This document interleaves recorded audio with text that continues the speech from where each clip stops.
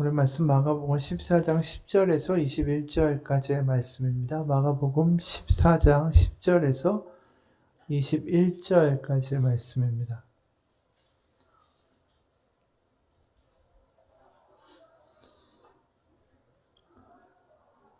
마가복음 14장 10절에서 21절까지의 말씀.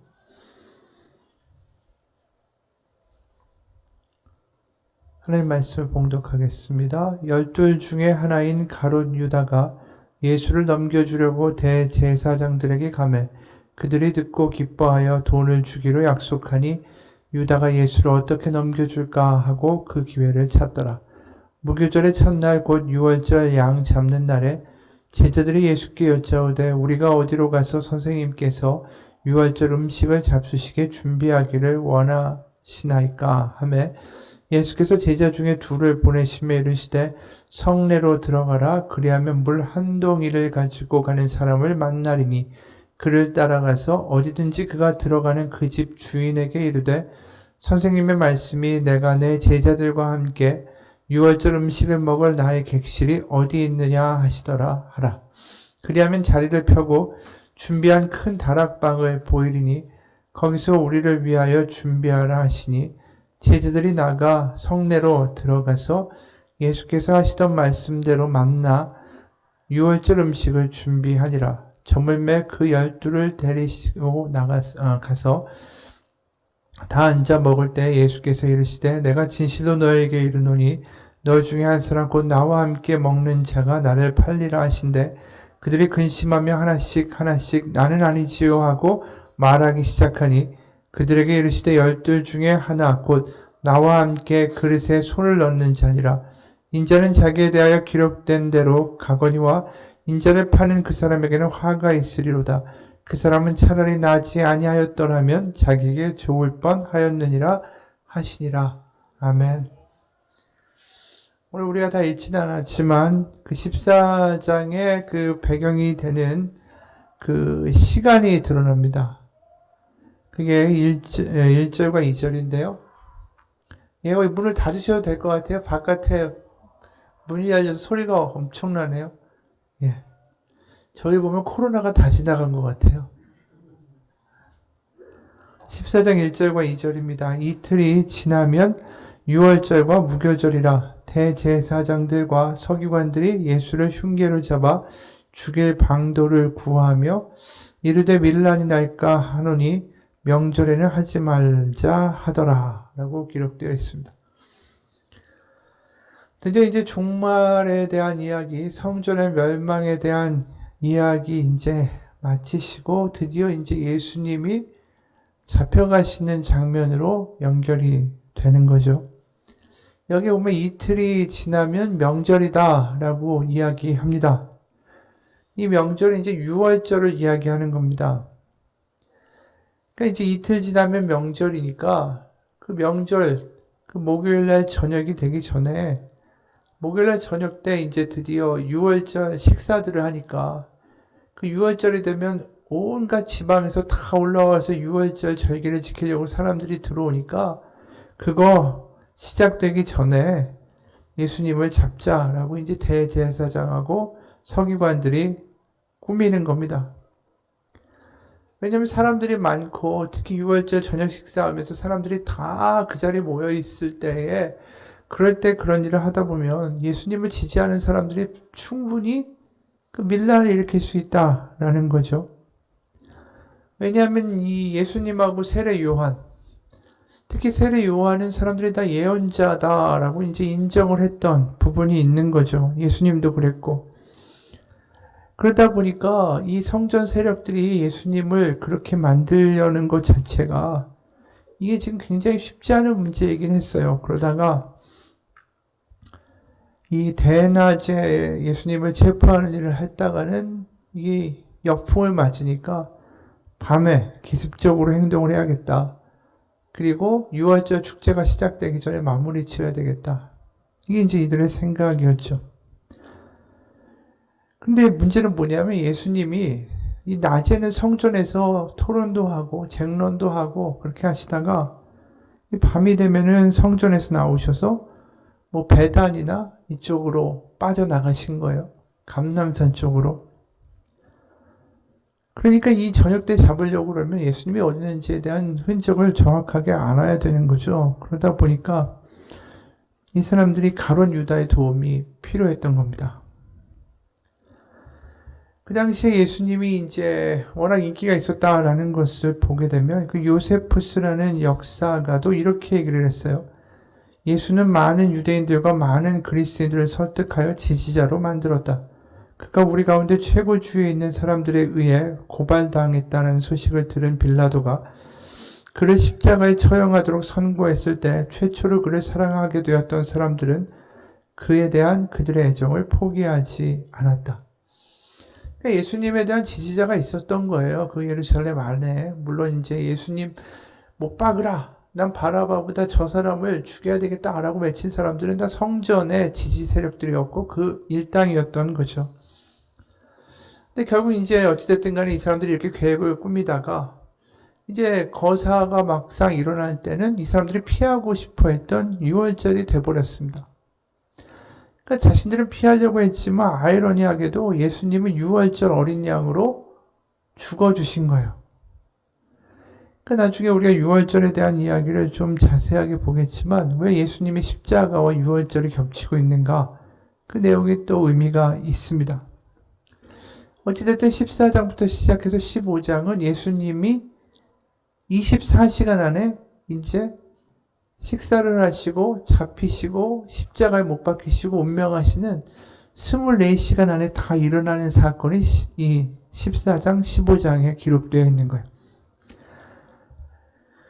그래서 이제 14장 초반부에 보게 되면 이제 향유 사건이 나오죠. 우리가 이 부분은 지금 빼놓고 있지 않았습니다. 왜냐하면 이 사건이 예수님이 결국 모든 것을 부어주시고 피와 물까지 다 쏟으시고 돌아가실 사건을 예고하는 것이다. 그거에 대한 건 저저번에 저희가 같이 나눈 적이 있죠.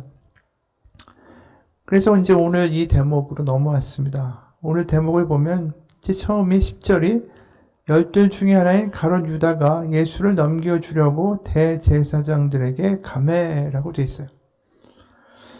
그러니까 이제 열둘 중에 하나다라는 것은 뭡니까? 결국 예수님의 제자 중에 하나다. 그들 중에 한 명이 배신자다. 그 이야기를 하는 거죠. 그리고 드디어 지금 바라고 있었는데 제자 중에 하나가 와서 이제 예수님이 어디 있는지를 신호를 주고 가장 잡기 좋을 타이밍을 알려주겠다라는 거예요. 그러니까 무리들과 떨어져서 12명만 딱 있을 때 그럴 때 잡아야 되니까. 그러다 보니까 이들이 너무 듣고 기뻐했다라고 11절에 돼 있어요. 듣고 기뻐하여 돈을 주기로 약속하니. 유다는 이제 그 어떻게 예수님을 넘겨줄까 하고 기회를 찾더라라고 돼 있습니다. 이제 예수님을 넘겨주기로 다 계획이 된 거죠. 그럼 와중에 이제 6월절 식사가 일어나는 겁니다. 우리가 새해가 되면 이제 보신각 종치는 거 보려고 많은 사람들이 모여들듯이 6월절 되면은 예루살렘 평소 인구 10배가 되는 인구들이 몰려듭니다. 그래서 12절에 보면 이 시기가 딱 뭐라고 못 박혀 있냐면 무교절의 첫날 곧 6월절 양 잡는 날이다 라고 표현되어 있어요. 이제 목요일 날 들어선 거예요. 목요일 날. 그리고 예수님이 금요일이죠. 우리가 목요일을 뭘 하죠? 세족식을 일반적으로 사순절에 행하죠. 성금요일 날 십자가에 돌아가신 거고 토요일 날 무덤에 계셨다가 주일 날 부활하신 거죠. 그럼 이제 목요일 날이 들어섰습니다. 그러면 무교절의 첫날 곧 양 잡는 6월절이라고 돼 있어요. 근데 이게 이제 보면은 그냥 그런가 보다 읽히는데 이게 좀 여러 가지의 의미가 있습니다. 왜냐하면 무교절의 첫날이라는 게 이제 6월절을 의미하는 거예요. 우리가 6월절은 많이 들어봤는데 6월절은 뭐고 무교절은 뭐고 양 잡는 건 뭐고 이게 뭐 워낙 개념들이 많이 나오니까 먼저 뭘 봐야 되냐 하면은 그 PPT 한번 보여주시겠어요?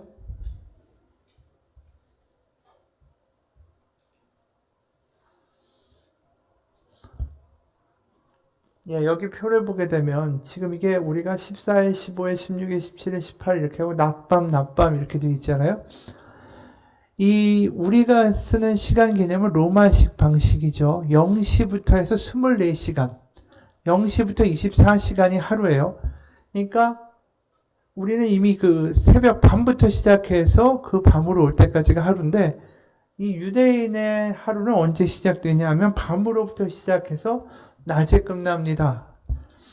그러니까 우리 창세기 1장 5절을 보게 되면 이런 말씀이 있어요. 하나님이 빛을 낮이라 부르시고 어둠을 밤이라 부르시니라. 저녁이 되고 아침이 되니 이는 첫째 날이니라. 그리고 8절에 보면 하나님이 궁창을 하늘이라 부르시니라. 저녁이 되고 아침이 되니 이는 둘째 날이니라. 그러니까 첫째 날, 둘째 날 다 얘기하실 때 어떻게 표현하신다고요? 저녁이 되고 아침이 되니. 그러니까 유대인들은 어떻게 생각하죠? 저녁이 먼저 오는 거예요. 그리고 아침이 쫓아오는 거예요. 그래서 하루가 언제 시작되냐면 오후 6시에 시작이 돼요. 해가 질 때. 그래서 그 다음날 오후 6시까지가 하루가 되는 거예요. 그러니까 아까 PPT처럼 표가 하나씩 이렇게 밀릴 수밖에 없는 거예요. 그 날짜를 잡을 때. 그러다 보니까 지금 우리가 보게 되면 여기 14일이라고 쓰여 있는 게 유대인들의 기준에 따르면 이 낮에 양을 잡아요. 14일 낮에. 왜냐하면 해가 지게 되면 양을 잡을 수가 없잖아요. 그러니까 오후 한 3시, 4시쯤 정도에 양을 잡습니다. 그리고 그날 밤에 뭘 하냐면 6월절 식사를 해요. 그러면 우리가 이 로마 기준이나 우리 기준으로 보면 한 날이죠. 그냥 같은 날 일어난 거예요. 하나는 낮에 일어났고 한 사건은 밤에 일어난 거예요. 근데 유대인의 기준에서 보면 다른 날 일어난 거죠. 전날 일어난 거예요. 양 잡은 건. 그런데 이제 이 마가복음은 뭐라고 표현하냐 하면은 무교절의 첫날, 무교절의 첫날을 뭐라고 하냐면 6월절이라고 불러요. 6월절은 하루고요. 무교절은 7일 동안의 절기예요. 지금 보면 일주일이 쭉 하잖아요. 이걸 무교절이라고 해요. 그러니까 6월절이 맨 앞에 오고 그 모든 통틀어서 7날을 무교절이라고 하는데 보통 무교절, 유교절 이렇게 쓰다 보면 그 말이 되고 다 혼용돼서 쓰이게 된다라는 거예요. 출애굽기를 봐도 그렇고 레위기도 그렇고 이것을 혼용해서 쓰고 있습니다. 그래서 무교절이 7일이다. 또 6월절을 지켜야 된다. 뭐 이런 식의 표현들이 혼란스럽게 나오게 되죠. 근데 어찌됐든 간에 지금 6월절에 시작이 되는 14일 날 밤에 그 첫 번째 날에 저녁 식사를 지금 해야 되는 거예요. 그러니까 제자들이 뭐라고 묻습니까? 여기에 보면 우리가 12절에 보면 예수께 여짜오되 제자들이 우리가 어디로 가서 선생님께 6월절 음식을 잡수시게 준비하기를 원하시나이까? 이렇게 이야기가 나오고 있는 겁니다. 그러면 6월절이 뭔가 보게 되면 우리가 6월절 자체는 영어로 패스오버라고 해요. 패스, 지나가다라는 거죠. 오버는 이렇게 위로 넘어간다는 뜻이죠. 6월이란 말도 한자로 오면은 그 월이 월담한다, 뭐 월남한다, 월북한다 할 때 넘는다는 뜻이에요. 넘어가는 절기를 6월절이다라고 부르는 겁니다. 이게 왜 넘어간다고 하냐면 죽음을 넘어가는 거예요. 장자들이 다 죽었어요. 10가지 재앙을 애굽에 그 하나님께서 내리시는데 재앙을 내리면서 계속 내 백성을 보내라. 그들이 나에게 예배하리라. 그랬더니 파라오가 계속해서 거부하죠. 거부하다가 결국 10가지 재앙을 얻어맞고 나서야 보내는데 10번째 재앙이 장자의 죽음이잖아요. 근데 그 장자의 죽음을 넘어가는 이스라엘 백성들, 그러니까 그들에게는 장자의 죽음이 없었어요. 지금 장자라고 하면 별 개념이 없지만 장자가 그 당시에는 가문의 모든 걸 이어받는 사람이에요. 그렇죠? 가업도 있고 재산도 2배로 받아가지고 그 모든 일가들을 책임져야 되는 게 장남이었어요. 근데 다 죽었다라는 거죠. 근데 문설주에다가 양의 피를 바른 유대인들의 집들만 장자들이 죽음을 면했어요. 넘어간다라는 표현이 이래서 나온 거예요. 그러면 6월절에 대한 이야기에 그 구절이 있습니다. 우리 잠깐 그 PPT 두 번째 볼까요? 이게 지금도 6월절 식사를 하면 이렇게 해요. 그리고 여기다 뭘 같이 먹냐면 누룩이 들어가지 않은 빵. 그 맷자라고 부르는 그 평평하게 누룩이 없으니까 빵이 부풀지 않잖아요. 평평하게 판때기 같이 생긴 빵을 쪼개가지고 이거와 같이 먹어요. 출애굽기 12장에 그 이야기가 나오죠. 옆에 적혀있는데 보이실지 모르겠지만 너희 어린 양을 흠없고 1년 된 수컷으로 하되 양이나 염소 중에서 취하고 이달 열 나흘 날까지 간직하였다가 해질 때에 이스라엘 회중이 그 양을 잡고 지금 말한 그대로요. 해가 바로 지기 전에 그 양을 잡는 거예요. 14번째 날에. 그리고 그 피를 양을 먹을 집 좌우 문설주와 안방에 바르고 그 밤에 그 고기를 불에 구워 무교병과 쓴나물과 아울러 먹되. 그러니까 이게 지금 그 전날이죠. 열 나흘날 해 지기 전. 그러니까 그 하루 전날이 되는 거죠. 아까 표처럼. 그 전에 양을 잡고 그 다음날 유대인력 기준으로 그 밤에 고기를 구워서 무교병과 쓴나물과 아울러 먹되. 여기 보면은 쓴나물하고 양고기가 들어있는 거죠. 그래서 날 것이나 불에 삶아서 먹지 말고 머리와 다리와 내장을 다 불에 구워 먹고 아침까지 남겨두지 말며 아침까지 남은 것을 꼭 불사르라. 너니 그것을 이렇게 먹을지니 허리에 띠를 띠고 발에 신을 신고 손에 지팡이를 잡고 급히 먹으라. 이것이 여호와의 유월절이니라. 그러니까 이것을 지금까지도 유대인들은 지켜요. 그래서 이 식사를 하면서 그 빵을 쪼개면서 어린 아이한테 하나 역할을 맡기죠. 그럼 그 이야기를 들려주세요라고 이야기하면 그 가문의 가장 이 나이 많은 분이 출애굽의 이야기를 들려줍니다. 그러니까 매 해마다 모여서 그 출애굽의 이야기를 다시 듣는 거예요. 그래서 그걸 유월절 식사라고 부릅니다. 그래서 유월절 식사를 지금 예수님이 제자들과 하시게 된 거예요. 그럼 이제 시간은 이렇고 장소는 어디냐 하면 13절에 보면 성내로 들어가라.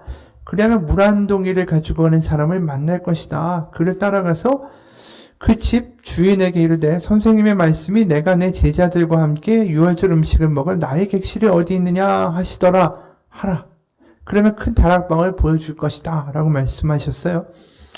여기 내용을 보게 되면 이 물동이를 지고 가는 한 남자가 있을 거다라는 거예요. 그러니까 우리가 그냥 보면 물동이를 지고 가는 사람이 한둘도 아닌데 그 수많은 유월절에 모여든 인파 가운데 어떻게 한 사람을 따라가서 거기에다가 이 질문을 할까? 그런데 이게 남자였어요. 그러니까 남자가 물동이를 들고 가는 게 드문 거예요. 그 당시 물을 길는 건 여자의 일이었죠. 우리가 요한복음 4장에 보면은 이제 사마리아의 여인이 물을 길러 왔다가 예수님을 만나죠. 그러니까 이 남자가 왜 물동이를 들고 가니까 많은 인파 사이에서도 눈에 띄는 겁니다. 이제 가가지고 따라가 보니까 다 이 큰 다락방과 객실과 먹을 빵과 포도주가 다 준비되어 있다라는 거예요. 예수님이 이제 예루살렘에 여러 번 왔다 갔다 하시면서 이거를 다 준비를 하신 거죠. 그래서 이제 거기에 들어가게 됩니다. 그래서 18절에 다 앉아 먹을 때 예수께서 이르시되 내가 진실로 너에게 이르노니 너희 중에 한 사람 곧 나와 함께 먹는 자가 나를 팔리라. 이 말씀을 하세요. 이게 시편 41편 9절의 말씀이에요. 내가 신뢰하여 내 떡을 나눠 먹던 나의 가까운 친구도 나를 대적하여 그의 발꿈치를 들었나이다. 하여튼 배신한다라는 전형적인 표현이에요. 그러니까 이게 이 구절을 다 들으면 아는 거죠. 정확하게 이 배신자가 있다는 얘기네. 그러니까 19절의 사람들이 이렇게 반응하는 거예요. 그들이 근심하며 하나씩 나는 아니지요 라고 말하기 시작했다. 그러니까 이게 계속해서 전 아니죠 라고 확인을 하고 싶어 하는 겁니다. 그런데 예수님이 20절에 이렇게 말씀하셨어요. 그들에게 이르시되 12 중에 하나 곧 나와 함께 그릇에 손을 넣는 자니라. 이 그릇에 손을 넣는다라는 표현은 이 유대인들이 유월절 식사를 할 때 이 아까 얘기한 빵이 있잖아요. 그럼 그걸 갖다가 잼이나 이런 데다가 찍어 먹는데 그걸 찍어 먹을 때 하나의 그릇에다가 잼을 담아서 찍어 먹습니다. 그러니까 함께 식사를 하고 함께 모든 가족이라는 거예요. 한 그릇 안에서 같이 찍어 먹는다라는 것. 그러니까 이 이야기가 그냥 식사하는데 우연히 말씀하신 게 아니라 이제 3년 동안을 공생애로 데리고 다니던 가족 같은 바로 그 제자들, 특히 예수님이 뭐라고 하셨어요? 자기의 마리아와 형제들이 아니라 나를 따라온 당신이 나의 어머니고 당신이 나의 형제입니다. 그 가족을 이야기하셨잖아요. 그러니까 제자들을 갖다 놓고 이제 같이 한 상에서 한 접시에서 나눠 먹으면서 이제 그 가운데에 누군가가 배신할 거다라고 이야기하는 거예요. 그러니까 이 가족과 같은 관계 안에서 이런 일이 일어나는 거죠. 그러니까 이런 일을 이제 발생하게 되는 그런 모습 가운데 예수님이 이제 이 말씀까지 덧붙이신 거예요. 21절, 인자는 자기에 대해서 기록된 대로 가거니와 인자를 파는 그 사람에게는 화가 있을 것이다 라고 이야기하셨어요. 근데 우리가 이 장면을 좀 다른 화면에서 바라보기 원합니다. 그냥 예수님이 이렇게만 얘기하신 게 아니에요. 사실은 누가복음에 보게 되면 여기에 대한 대목을 이렇게 말씀합니다. 누가복음 22장 1절과 2절, 3절까지 보게 되면 아까는 유다가 예수님을 팔았다라고만 기록이 되어 있죠. 그런데 누가복음에는 이렇게 표현되어 있습니다. 6월절이라 하는 무교절이 다가오매 대제사장들과 서기관들이 예수를 무슨 방도로 죽일까 궁리하니 이는 그들이 백성을 두려워함이더라. 여기까지 똑같아요. 3절에 뭐라고 되어 있냐면 열둘 중에 하나인 가룟인이라 부르는 유다에게 사탄이 들어가니 라고 되어 있어요. 바로 이 예수님을 배반한 유다의 원인이 뭐냐면 사탄이 그 안에 들어갔다라고 말씀하는 거예요. 그리고 또 베드로가 좀 있으면 예수님을 3번 모른다고 부인할 겁니다. 그런데 31절, 누가복음 22장 31절에 보면 베드로가 예수님을 부인하는 그 일도 그냥 일어난 일이 아니라는 거예요. 시몬아 시몬아 보라 사탄이 너희를 밀가부르듯 하려고 요구하였으나 그러나 내가 너를 위하여 내 믿음이 떨어지지 않기를 기도하였노니 너는 돌이킨 후에 내 형제를 굳게 하라 라고 말씀하세요. 그러니까 지금 십자가 사건이 이제 막 좀 있으면 일어날 거예요. 그런데 예수님의 모든 사역 가운데 이 영적 전쟁이 일어나고 있는 거예요. 그러니까 가룟 유다가 이런 일을 한 것도 사탄이 그 안에서 들어간 거고 베드로도 역시 사탄이 그를 밀가부르트하였다라는 거죠. 그런데 우리가 이 부분에만 이렇게 나와 있는가? 아니에요. 누가복음 4장을 보게 되면 누가복음의 초반이죠. 거기에 보면 뭐라고 기록되어 있습니다. 누가복음 4장 13절. 누가복음 4장 13절.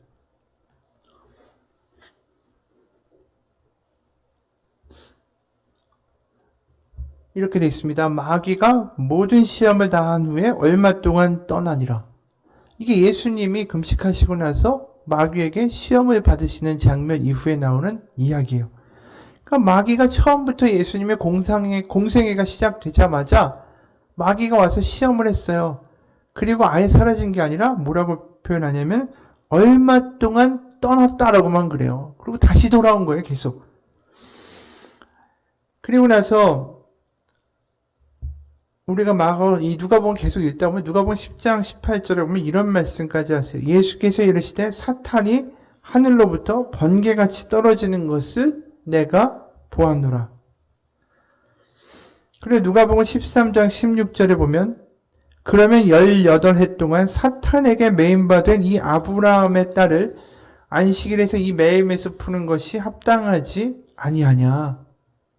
그러니까 이 사탄의 역할과 사탄의 어떤 공격 같은 게 사람들에게도 있고 예수님에게도 있고 예수님 제자에게도 있고 유다에게도 있고 다 있다라는 거예요. 지금 이야기가.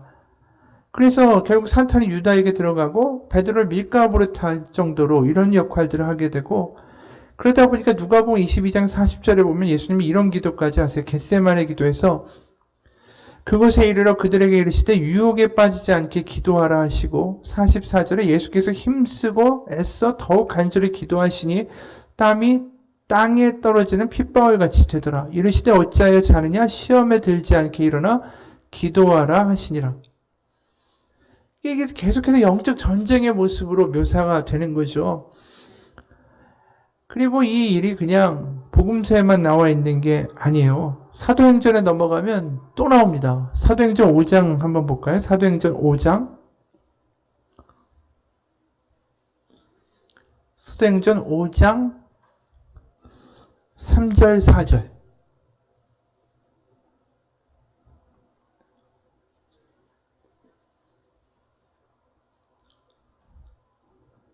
사도행전 5장 3절 4절 보면 베드로가 이르되 아나니아야 어찌하여 사탄이 내 마음에 가득하여 내가 성령을 속이고 땅값 얼마를 감추었느냐. 땅이 그대로 있을 때에는 내 땅이 아니며 판후에도 내 마음대로 할 수가 없더냐. 어찌하여 이 일을 내 마음에 두었느냐. 사람에게 거짓말한 것이 아니요 하나님께로다. 이게 지금 베드로가 하는 말이에요. 베드로가 초대교회의 아나니아에게 사탄이 내 마음에 가득하도다. 지금 사탄의 역사가 예수님의 시작부터 시작해서 초대교회까지 계속해서 방해를 하고 있다라는 겁니다. 그럼 사탄은 도대체 뭘 방해하는가? 왜 예수님이 하신 일에 대해서 방해하는가? 그것은 예수님이 하시고자 하는 일이 해방이기 때문에 그래요. 누가복음 4장 보게 되면 우리가 유명한 구절이에요. 제가 이 구절을 너무나도 많이 이야기했어요. 누가복음 4장 바로 16장 17절, 18절, 19절 보면 예수님이 사역을 시작하시면서 나는 이 일을 할 것이다. 내가 온 이유가 이것이다 라고 말씀하시는 대목이에요.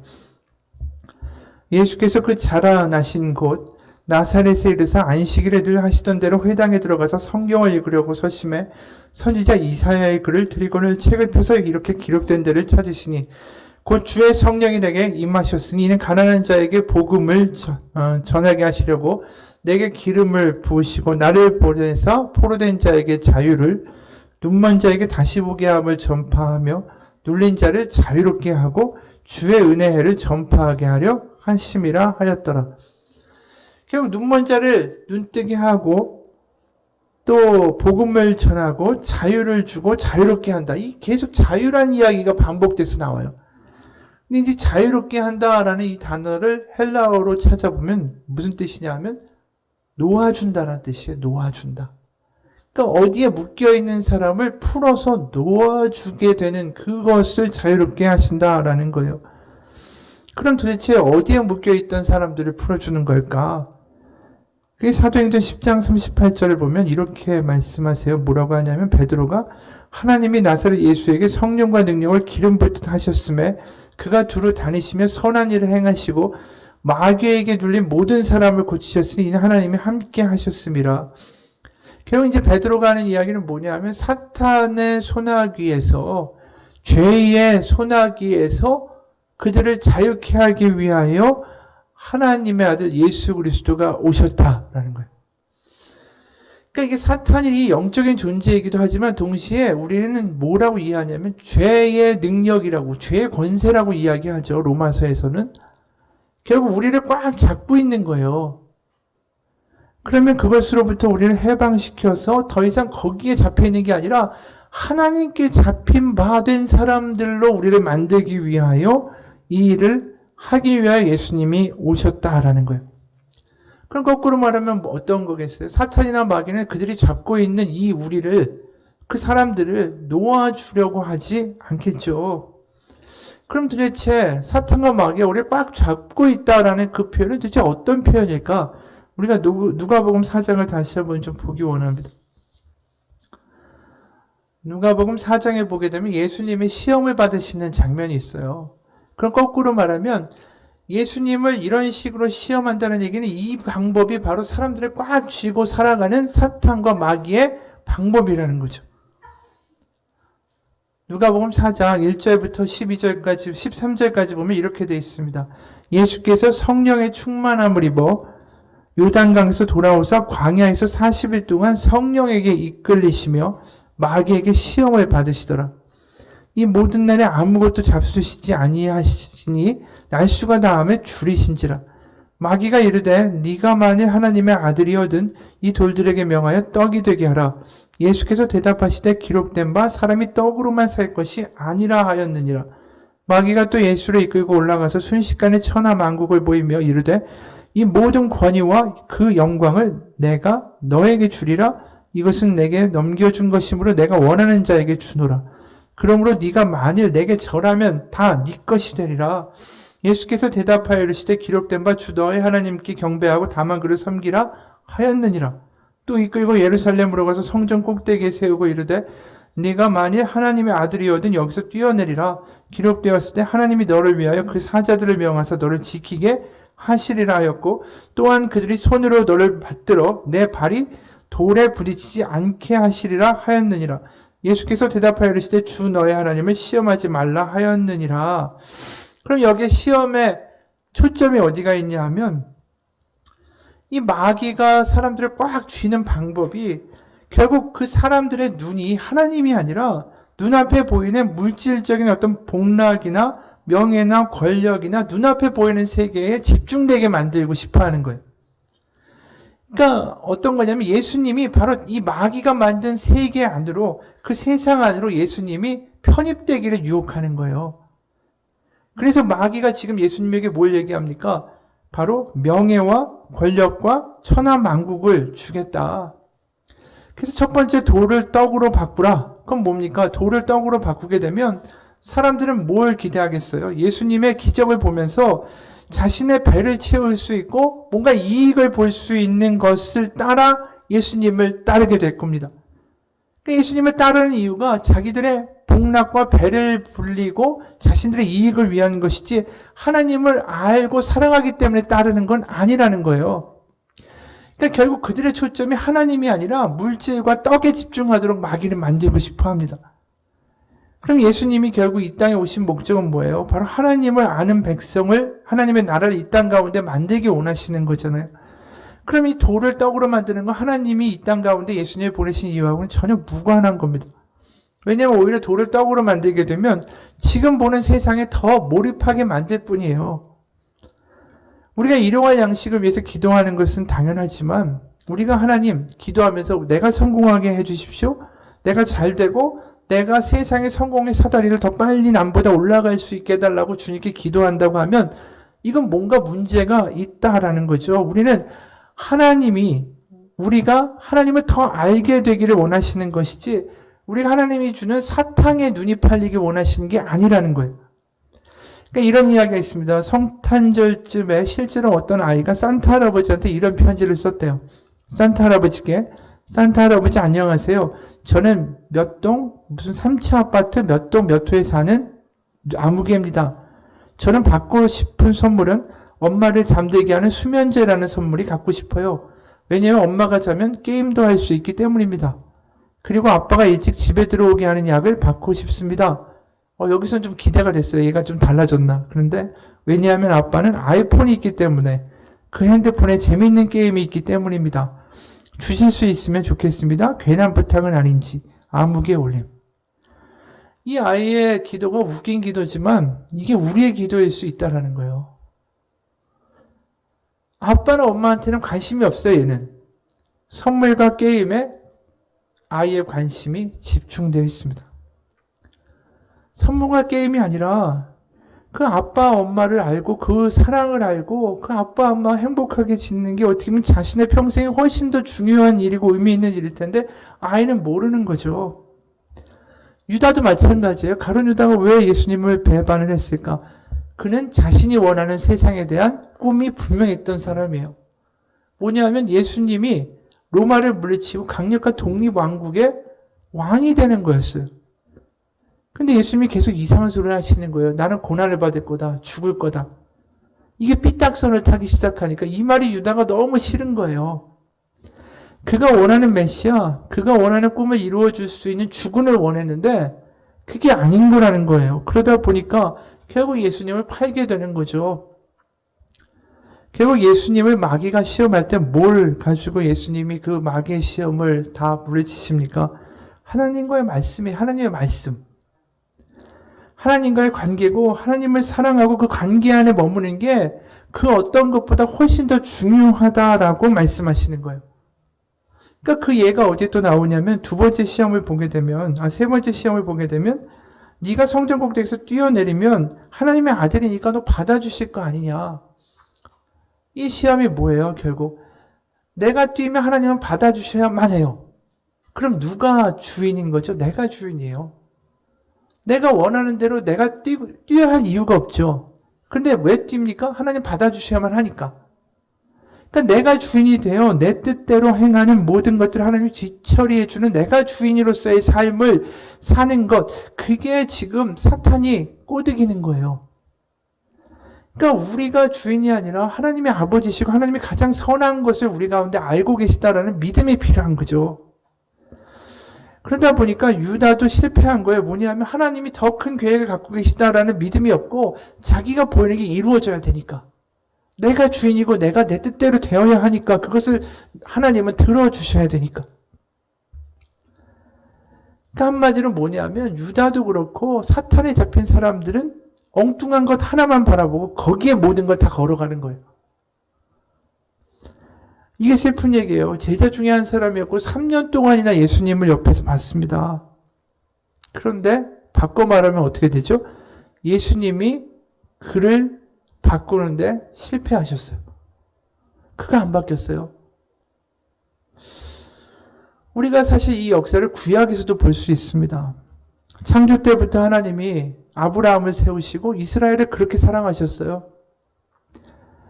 그런데 결국 그들이 어떻게 했습니까? 하나님보다 우상과 이방의 강력한 나라의 신을 더 사랑하고 자신의 이익을 위해서 자기의 백성들을 수탈하고 자기의 이기적인 것만 추구하는 모습을 보여줬어요. 그러다 보니까 하나님을 사랑하는 게 아니라 자기를 더 사랑하니까 하나님조차 나를 위해서 봉사하는 분으로 만들어 버리기 시작했어요. 그러다 보니까 어떤 일이 벌어져요. 성전을 만들어 놓고 내가 성전에서 제사했으니까 하나님은 내가 원하는 걸 들어줘야 돼요. 그리고 내가 성전에서 제사했으니까 하나님이 성전을 멸망시키면 안 돼요. 결국 그 가운데 하나님은 계속해서 사랑하기 때문에 분노하고 사랑하기 때문에 그 이스라엘 백성들에 대한 애통한 마음을 구약에서 우리는 계속 보게 돼요. 그게 에스겔에 나타난 하나님의 마음이고 그게 십자가예요. 그러니까 유다나 이스라엘 백성이나 다 똑같습니다. 그리고 심지어 아까 읽은 그 성전 꼭대기에 세우고 네가 하나님의 아들이거든 뛰어내리라 라고 얘기할 때 여기 또 충격적인 얘기 아니에요? 마귀가 성전에다 세워놨대요. 그럼 마귀가 교회에다 세워놨다는 얘기랑 똑같은 얘기인데 마귀가 교회에서 왔다 갔다 한다는 이야기잖아요. 이게 사실은 얼마나 놀라운 이야기예요. 왜 그럴까? 이 성전 자체도 종교화돼 버린 거예요. 하나님을 사랑하는 자들이 아니라 이기적인 신앙으로 가득 찬 거죠. 성전 자체가 자기가 더 거룩하다라는 인정을 받고 거기서 사람들한테 군림하고 인정받기 위해 하나의 도구화가 되어버린 거죠. 결국 한마디로 말하면 이 시험의 궁극적인 거는 다 여기에 걸리는 사람들은 자기에게 미친 사람들이에요. 자기가 끝이 있다라는 그런 생각하지 못하고 자기를 어떻게 지킬까? 또 저걸 가지면 내가 안전하겠지. 아니면 저걸 가지면 내가 다른 사람들한테 인정받겠지. 군림할 수 있겠지. 그러면서 하나님을 못 보게 되는 거, 그게 사탄이 원하는 겁니다. 이런 이야기가 있어요. 인디언이 곰을 사냥할 때 큰 나무 밑에다 꿀통을 갖다 놓고 곰이 고개를 숙일 높이에다가 바위를 매달아 놓으면 지나가던 곰이 꿀통을 발견하고 꿀을 먹기 위해서 바위를 툭 쳐요. 그러면 바위는 이렇게 갔다가 다시 되돌아오겠죠. 줄을 매놨으니까. 그러면 그 바위가 자기를 때리면은 또 곰이 화가 나가지고 그걸 더 때립니다. 그럼 더 세게 가겠죠? 그럼 더 세게 얻어맞아요. 그러다가 결국은 세게 맞아가지고 자기가 던진 돌에 자기가 맞아서 결국은 죽는 겁니다. 그러니까 이걸 보면서 곰 같은 놈이다라고 얘기할 수 있는데 우리가 곰 같은 놈일 수 있어요. 왜냐? 우리가 감정에 사로잡혀서 결국 그거에 집중하다가 우리의 인생을 써버리게 될 때가 너무나도 많기 때문에 증오하고 미워하고 누구에 대한 생각만 하고 살다가 우리 인생을 써버리게 만드는 게 마귀가 하는 일이에요. 결국은 내 감옥에 완전히 갇혀 살게 만드는 거. 나만 생각하는 거 그 안에 갇혀가지고 그렇게 살다가 죽어라. 이게 마귀가 원하는 거라는 거예요. C.S. 루이스가 쓴 천국과 지옥의 이혼이라는 게 있어요. 그 책에 보면 불만을 많이 하는 사람에 대한 이야기가 있습니다. 너무나도 불평을 하는 습관이 몸에 익어버린 한 여인이 유령으로 등장을 했어요. 그러면서 그 여인을 두고 옆에 있는 누군가가 이제 얘기를 해주는 겁니다.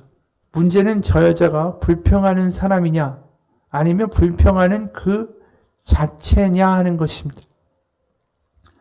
불평을 하는 이 껍데기 아래에 실제로 아직이라도 사람이 존재한다면, 최소한 그 흔적이라도 있다면 우리는 다시 생명을 불어넣을 수 있을 것입니다. 잿더미 아래에 작은 불씨라도 살아있으면 우리는 잿더미가 붉게 타오를 때까지 바람을 불어넣겠죠. 하지만 남은 것이 잿뿐이라면 그럴 필요가 없습니다. 그냥 치워버리고 말겠죠. 이 이야기를 하면서 무슨 얘기냐면, 처음에는 불평하는 기분으로 누구나 시작합니다. 당신은 그것과 분명히 거리를 두면서 어쩌면 그 기분을 이거 잘못된 거라고 생각할 수도 있겠지요. 하지만 정말 힘이 들 때는 그냥 그것을 받아들이게 될지도 모릅니다. 당신은 후회하고 거기서 빠져나온다 할지라도 언젠가는 더 이상 빠져나오려고 하지 않고 발버둥 치는 것도 포기하는 날이 올지 모릅니다.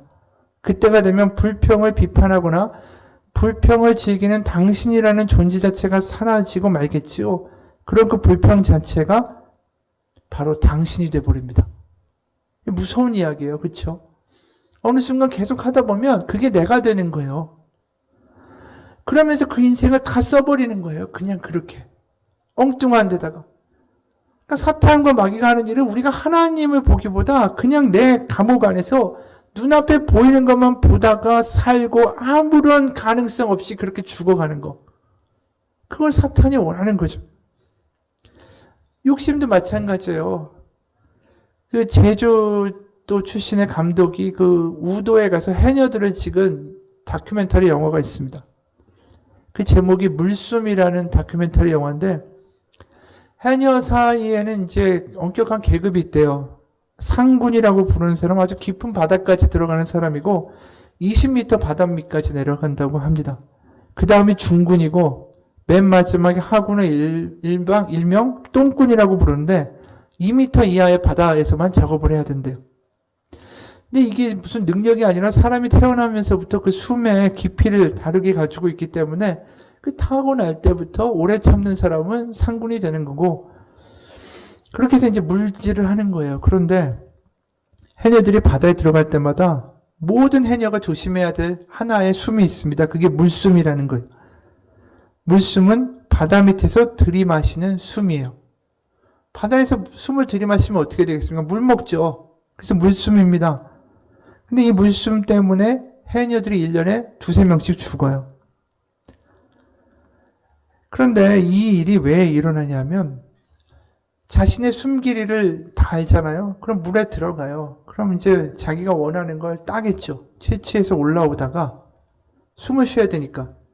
그 도중에 이만한 전복이 보인단 말이죠.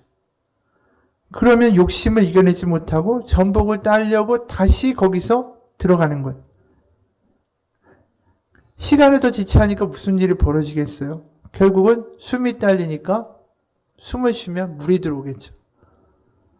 물숨이 위험하다는 것을 알면서도 그런 사고를 당하는 거예요. 왜냐하면 눈앞에 보이는 게 있으니까. 눈앞에 이만한 게 보이니까. 그러니까 이게 그냥 하는 이야기가 아니라 이게 우리의 삶이라는 거죠. 우리가 끝이 있는 존재고, 우리가 연약한 존재고, 우리의 삶이라는 게 주어진 귀중한 것인데도 불구하고 엉뚱한 곳에다가 우리의 삶을 던져버릴 때가 많다라는 거예요. 그러면서 죽을 때 인생이 허무하다라고 이야기하죠. 그럼 그 삶이 뭐겠어요? 마귀에게 농락당한 삶이 되는 거예요.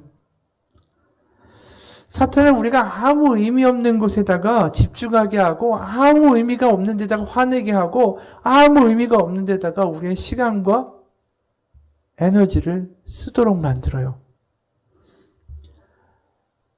우리가 드라마에 아주 집중하는 사람들이 많죠. 드라마가 자신의 인생인 것처럼 살다가 갑자기 여주인공이 위기가 닥치면 전화까지 하잖아요. 방송국에 전화해가지고 그 여주인공을 살려야 된다고.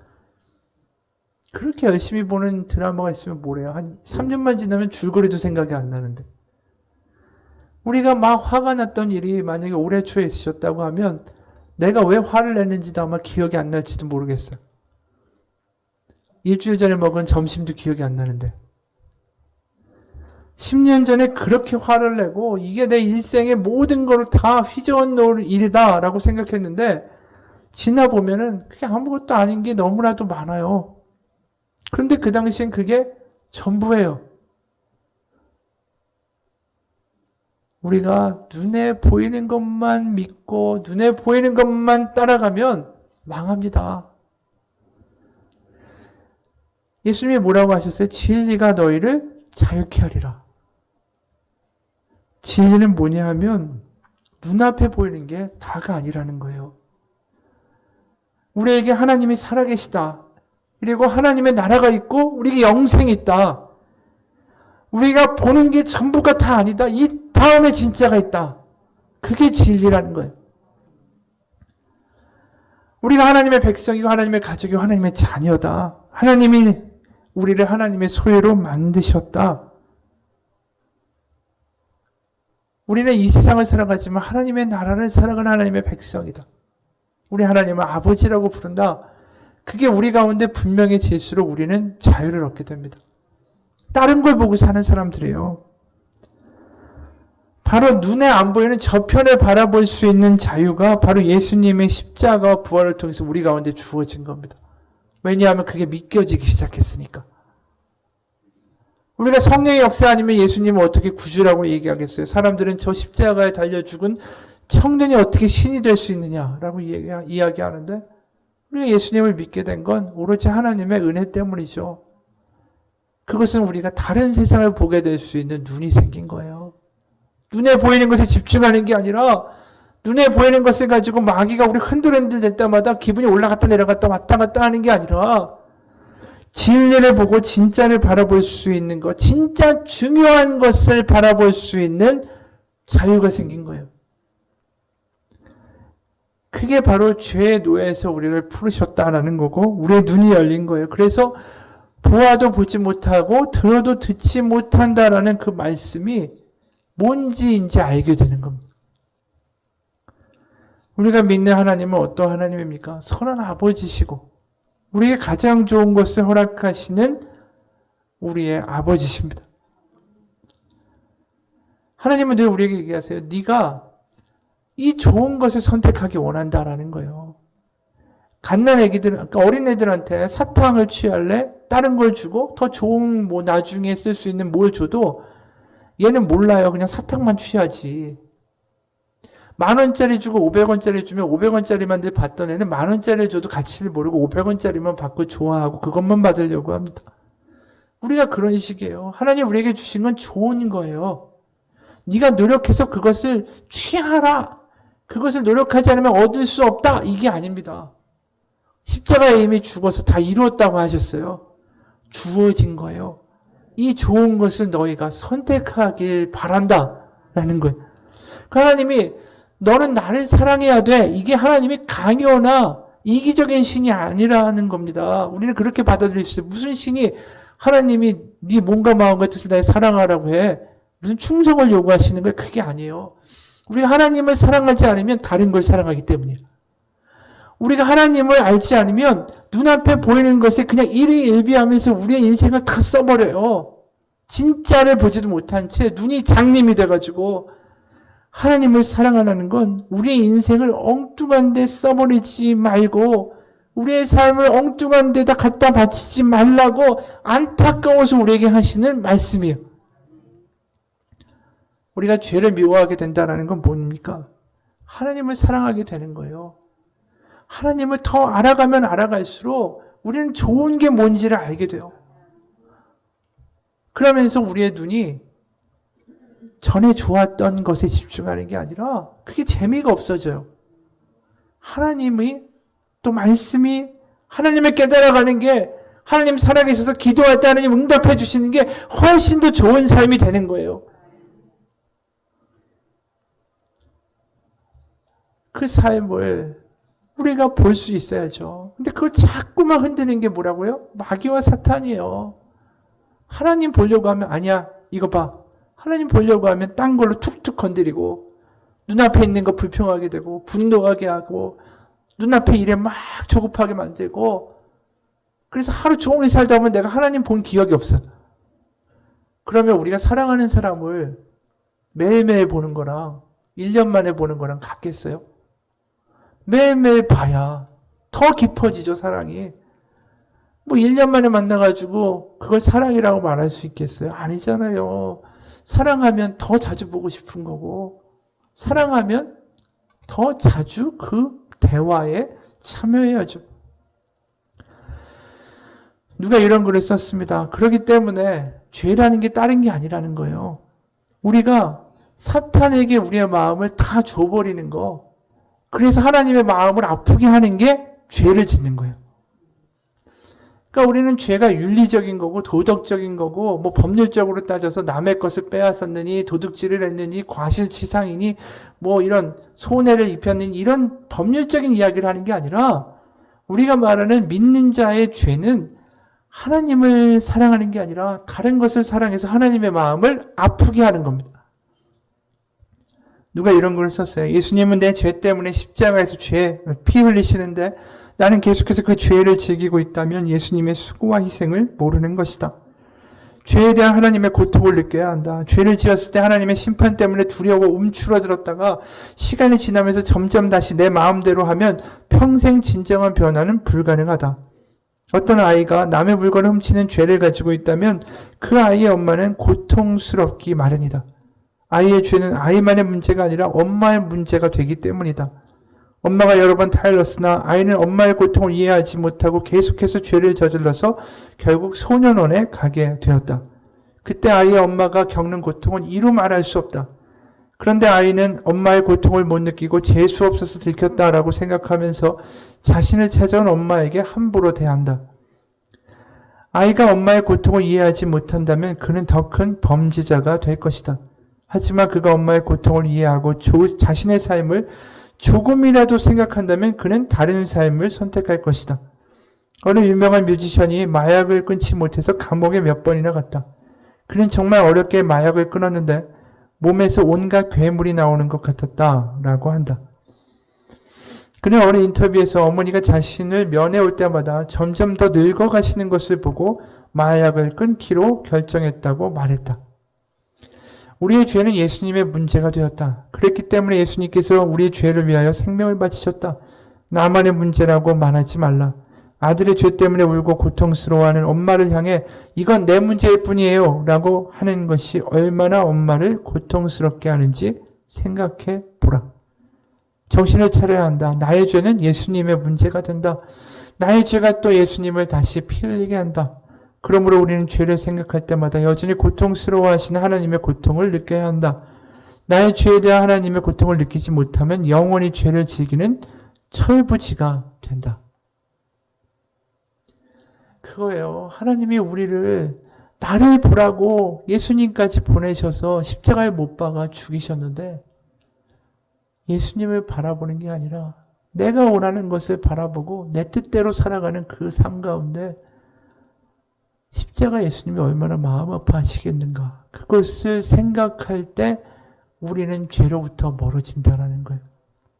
하나님의 사랑을 알고 하나님의 마음을 알고 하나님께 가까이 갈수록 우리는 죄를 미워하게 돼 있어요. 왜냐하면 내 사랑하는 사람을 두고 외도할 수 없으니까. 나를 너무나도 사랑하는 배우자를 두고 바람필 수 없으니까. 그게 구약의 이야기예요. 에스겔에 나와 있는 우리가 최근에 한 새벽 기도를 들어보시면 알겠지만 거기에 절절한 하나님의 마음이 있어요. 버려진 아이인 너를 데려다가 내가 입히고 씻기고 옷을 입혀 황후로 만들었는데 네가 온갖 남자와 행음을 하고 외도를 하고 또다시 모든 남자에게 돈까지 주어가며 행음을 하는도다. 그게 하나님의 피 맺힌 이야기였어요.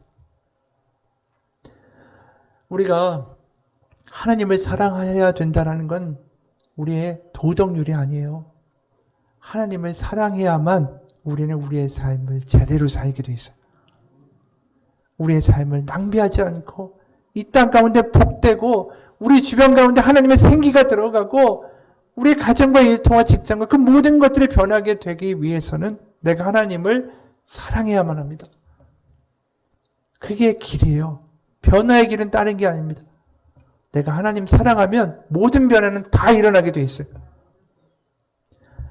동영상을 하나 보겠습니다. 어느 날 강의가 다 끝나고 밤 11시쯤 피곤한 몸을 이끌고 이제 문을 열고 들어가려고 하는데 문을 열자마자 갑자기 바퀴벌레 한 마리가 쑥 들어가더라고요. 마치 기다렸다는 듯이 손가락보다 큰 바퀴벌레가 들어가는데 침대 밑으로 들어가더라고요. 그럼 잠을 못 자겠더라고요.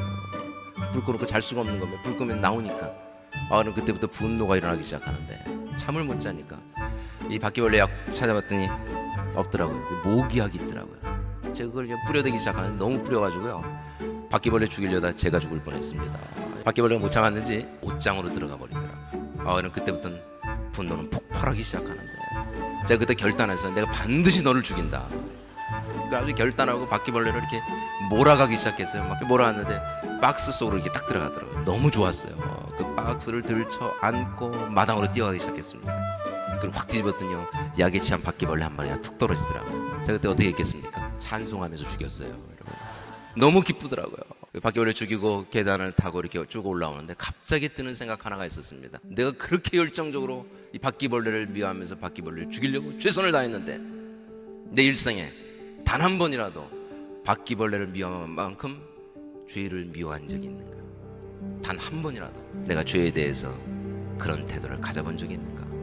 늘 하나님과 나의 관계를 깨뜨리는 게 죄라는 걸 알면서도 그 죄가 나의 삶을 파괴하고 내 삶의 문제를 심각하게 한다는 걸 알면서도 더 충격적이었던 건 단 한 번도 없다는 걸 깨달았어요. 그 수십 년 동안 하나님 앞에서 몸부림치며 살면서 말입니다. 제가 알고 봤더니 죄를 사랑했더라고요. 죄를 즐기면서 죄를 내 가슴속에 허락하면서 하나님은 죄를 미워하게 되길 원하십니다. 왜냐하면 하나님을 사랑하니까. 그 죄가 하나님과의 사랑의 관계를 깨뜨리니까. 그리고 중심으로도 죄를 다루게 되길 원하시죠. 잠언 8장 13절에 보면 여호와를 경외하는 것은 악을 미워하는 것 또는 죄를 미워하는 것다라고 성경은 얘기해요. 여러분 이 말씀 잘 보셔야 합니다. 성경에서 말하는 죄에 대한 기준은 죄를 행하지 않는 것을 뛰어넘어서 죄를 미워하는 단계까지 들어가기를 하나님 원하신다는 걸 이해하실 필요가 있겠어요. 하나님께서 원하시는 기준은 뭡니까? 죄를 안 지는 것뿐만 아니라 내 마음으로도 그 죄를 싸우게 되길 원하시죠. 우리가 마음으로부터 죄에 대한 올바른 태도를 갖지 않으면 여러분의 마음에 품고 있던 모든 것들은 결과로 나타나기 때문에 여러분 생각이 결과를 낳는다는 걸 여러분 아시죠? 여러분 죄는 더 이상 스스로 우리 가운데 권위를 가질 수 없습니다. 죄로부터 우리가 자유케 됐기 때문에 그렇죠. 죄가 권위를 가질 수 있는 유일한 방법은 우리가 죄에게 권위를 허락할 때만 죄가 권위를 가질 수 있어요. 우리가 날마다 죄에게 권위를 허락하면 그 권위는 어떤 땐 강력하게 내 삶을 이끌어갈 수 있습니다. 반대로 죄에 대한 권위가 아니라 성령께 권위를 허락하십시오. 내 안엔 죄의 욕구도 있지만 내 안에 성령의 거룩한 욕구도 함께 동시에 존재한다는 걸 이해하실 필요가 있겠어요. 여러분 마음으로도 죄를 싸운다는 건 나의 죄의 욕구가 아니라 성령의 욕구 가운데 끊임없이 나를 드리는 삶을 사는 걸 의미합니다. 그럴 때 성령께서 거룩한 삶으로 나를 이끄시는 것 경험하게 되실 겁니다. 이 동영상을 보면서 그런 생각이 들어요. 우리의 마음을 어디다 내어주는가가 나의 삶을 결정합니다. 우리가 우리의 마음을 하나님께 드리면 하나님은 그것을 받아서 소중하게 우리 가운데 사용하시고 채워주실 거예요. 우리의 마음을 불평이나 분노나 눈앞에 보이는 것에 사람에게 어떤 우상에게 다 내어주면 그 마음은 아마 찢기고 넝마같이 되어 버려질 겁니다. 결국 이용당하기 때문이죠. 우리가 우리의 마음을 하나님께 드릴 때 하나님이 주시는 성령의 충만함과 하나님의 사랑 안에 거하시는 우리의 삶이 되기를 주님의 이름으로 축원합니다. 우리 같이 잠깐 묵상으로 기도합시다.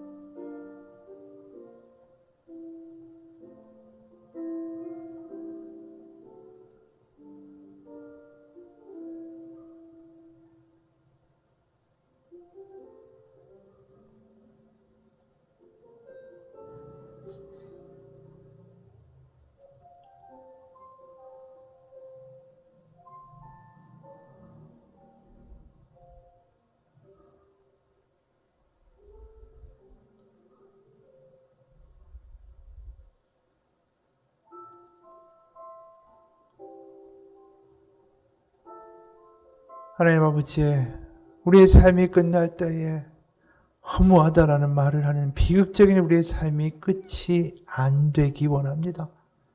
올해 1년이 돌이켜 봤을 때 그냥 바쁘기만 하고 허무했다라는 말 하지 않기 원합니다. 우리의 하루가 하나님의 하루가 될 수 있습니다. 우리의 하루가 능력의 하루가 될 수 있습니다. 우리의 하루가 기쁨과 감사와 복락의 하루가 될 수 있습니다. 하나님은 그 모든 것들을 가능케 하십니다. 우리가 우리의 눈을 어디에 두느냐, 우리의 마음을 어디에 내어주는가, 그것이 우리의 인생을 결정합니다. 우리의 마음을 불평에, 불만에, 우상에, 사람의, 세상의 비교에 내어주는 바보 같은 짓을 하지 않게 하시고, 우리에게 너무나도 좋은 것을 허락하시는 하나님 아버지, 그곳에 진리가 있고 자유가 있고 보배가 있음을 기억하게 하셔서 우리의 마음과 우리의 눈을 하나님께로 돌리게 하여 주옵소서. 하나님은 그곳에서 우리에게 얼굴빛 비추기 원하시며 우리에게 평강과 안식 주기 원하시는 아버지십니다. 우리의 눈이 세상을 향하여 나아가고 엉뚱한 것을 향하여 달려갈지라도 하나님은 여전히 그 얼굴을 우리에게서 돌리시지 않습니다. 애통하며 마음 아픔으로 우리를 바라보시는 하나님의 얼굴을 우리가 다시 한번 떠올리며 하나님을 향하여 우리의 고개를 돌리고 우리의 눈을 향하여 나아가기 원합니다. 그곳에 자유가 있고 그곳에 진리가 있습니다. 그 하나님의 얼굴을 보며 매일매일 살아가며 하나님 안에 거할 때에 우리의 인생은 충만한 열매를 맺는 인생이 될 것입니다. 내가 억지로 맺으려고 하지 않아도 하나님께서 나를 통하여 놀라운 열매를 맺어 가시기 때문입니다. 내가 할 것은 아버지를 바라보는 것, 아버지 안에 거하는 것, 아버지를 기뻐하는 것, 아버지를 즐거워하는 것입니다. 이미 주신 것을 우리가 늘 감사하며 누리며 살아가는 삶을 살게 하시고 하나님이 살아계심을 절절히 경험하며 하나님 앞에 낮고 겸손함으로 늘 아버지를 부르는 자녀의 목소리로 살아가게 하여 주옵소서. 살아계신 하나님이 계시기에 그것이 우리에게 늘 위로와 능력과 소망이 되는 진정한 그리스도인의 삶을 살게 하여 주옵소서.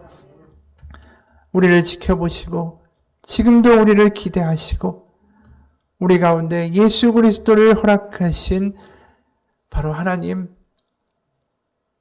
그분과 매일매일 사랑하고 살아가게 하여 주옵소서. 살아계신 우리 주 예수 그리스도의 이름 받들어 기도합니다. 아멘. 축도를 마칩니다. 여호와는 내게 복을 주시고 너를 지키시기를 원하며 여호와는 그의 얼굴을 내게 비추사 은혜 베푸시기를 원하며 여호와는 그 얼굴을 내게로 향하여 드사 평강 주시기를 원하노라.